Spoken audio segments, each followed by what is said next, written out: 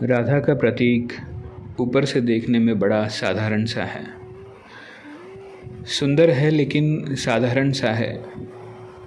तर्क में उसकी कोई जगह दिखाई नहीं देती। वह तर्क के हिसाब से बड़ा ही बेकार सा लगता है, बेकाम सा लगता है, परंतु वास्तव में वह बड़े काम का प्रतीक है।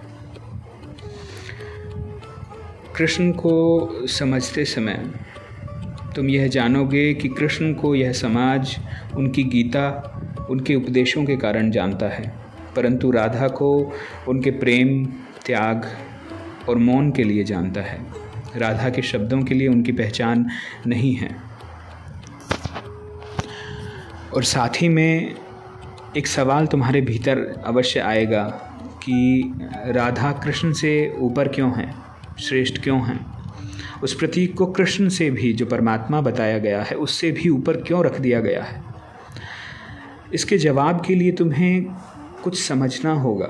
जो मोक्ष की यात्रा है, जो शांति की यात्रा है, जो बुद्धत्व का रास्ता है, जो अवतार हो जाने की यात्रा है, उसे समझना होगा। उस यात्रा में जो भी चला, हर एक ने प्रेम को केंद्र में पाया है। प्रेम की प्राप्ति या प्रेम का अभाव, दोनों ही बातें तुम्हें परमात्मा से मिला सकती हैं, परमात्मा से एक कर सकती हैं। और कृष्ण के जीवन को अगर देखो तो वह प्रेम, वह जो घटना है, वह राधा से कृष्ण को प्राप्त हुई। यूँ समझो कि कृष्ण ने राधा से ही प्रेम करना सीखा, जाना कि प्रेम होता क्या है, और इसी केंद्र के, उसी प्रेम के विस्फोट के कारण वे अवतार हो गए।